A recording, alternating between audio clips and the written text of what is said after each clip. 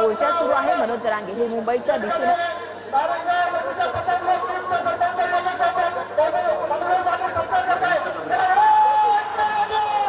यांचं स्वागत केलं जातं।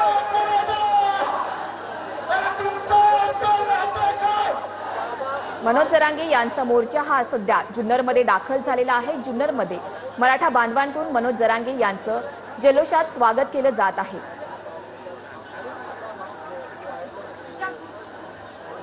मनोज जरांगे हे मुंबईच्या दिशेने निघालेले आहेत। सध्या त्यांचा मोर्चा जुन्नरमध्ये दाखल झालेला आहे। एक मिनिट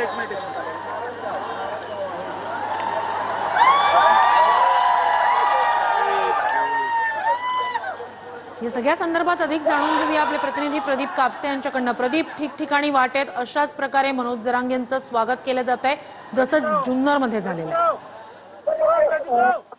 मनोज जरांगे यांच्यासोबत काही हजार गाड्या ज्या आहेत त्या आता मुंबईच्या दिशेने रवाना होत आहेत।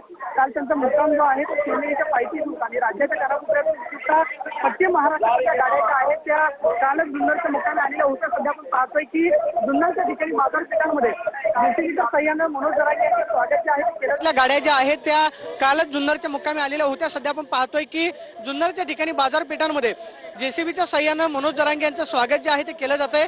मोठ्या प्रमाणावरती मराठा बांधवांची गर्दी जी आहे ती मनोज जरांगे यांच्या स्वागतासाठी झालेली आहे। मनोज जरांगे हे आजच रात्री मुंबईमध्ये दाखल होत आहेत आणि उद्या आझाद मैदानावरती मनोज जरांगे यांचं उपोषण जे आहे ते पार पडणार आहे। मात्र एक दिवसाची उपोषणासाठी परवानगी जी आहे ती राज्य शासनानं दिलेली आहे। त्यामुळे मनोज जरांगे यांची मागणी आहे की आम्ही आमरण उपोषण करणार आहोत। मात्र सध्या आपण पाहतोय की मराठा बांधवांची गर्दी जी आहे ती आपल्याला मोठ्या प्रमाणावरती पाहायला मिळते।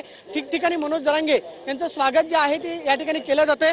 सध्या आपण पाहतोय की जुन्नरवरून पुढे आता चाकण असेल त्याचबरोबर मुंबई हायवेनं मोठ्या प्रमाणावरती स्वागत जे आहे मनोज जरांगे यांचं केलं जाईल। मात्र सध्या आपण पाहतोय की जुन्नर गावामध्ये मनोज जरांगे यांचा ताफा जो आहे तो पोहोचलेला आहे। मराठा बांधवांकडून जेसीबीच्या साह्यानं पुष्पवृष्टी करत मनोज जरांगे यांचं स्वागत केलं जातं। मात्र त्यांची मागणी आहे लवकरात लवकर सरकारनं आमची मागणी मान्य करावी, अन्यथा आमरण उपोषण जे आहे ते आझाद मैदानावरती केलं जाईल। सध्या आपण पाहतोय की या ठिकाणी क्रेनच्या साह्यानं मनोज जरांगे यांचं स्वागत जे आहे ते करण्यात आलं। सगळ्यात महत्त्वाचं म्हणजे मुंबई हायकोर्टाच्या निर्णयानंतर राज्य शासनानं एक दिवसाची जरी परवानगी दिलेली असली तरी राज्य शासनाचं शिष्टमंडळ जे आहे ते मनोज जरांगे यांच्यासोबत चर्चा करणार आहे। या शिष्टमंडळामध्ये नक्की कोण कोण मनोज जरांगे यांच्याशी चर्चा करण्यासाठी येतं हे पाहणं महत्त्वाचं असताना मात्र जी माहिती मिळते आजच सरकारचं शिष्टमंडळ जे आहे ते मनोज जरांगे यांच्यासोबत चर्चा करू शकतं। मात्र सध्या आपण पाहतोय की मोठ्या प्रमाणावरती गर्दी मनोज जरांगे यांच्या ताफ्यामध्ये वाढत चाललेली आहे। जसं जसं त्यांनी जुन्नर सोडले, शिवनेरी पायथा सोडलेला आहे तसं तसं ठिकठिकाणी गावांमध्ये त्यांचं स्वागत मोठ्या प्रमाणावरती केलं जातं आणि सध्या आपण पाहतोय की त्यांचा ताफा जुन्नरमध्ये येऊन पोहोचलेला आहे आणि मनोज जरांगे यांच्यासोबत आपण पाहतोय की हजारो शेकडो मराठा बांधव जे आहेत मुंबईच्या दिशेने रवाना होताना पाहायला मिळतात। नक्कीच प्रदीप, त्या ठिकाणी उपस्थितांना संबोधित करतायत मनोज जरांगे।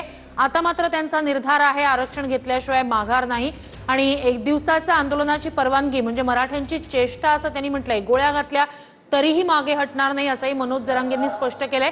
अत्यंत महत्त्वाची ही घडामोड आहे। जसजसा त्यांचा हा संपूर्ण ताफा पुढे सरकतोय तसतसं आणखी मराठा समाजातले बांधव जे आहेत आणि गाड्या हे या ताफ्यात येऊन सामील होत आहेत। मनोज जरांगे यांचं अगदी आत्ता काही क्षणापूर्वी जुन्नरमध्ये जंगी असं स्वागत झालंय।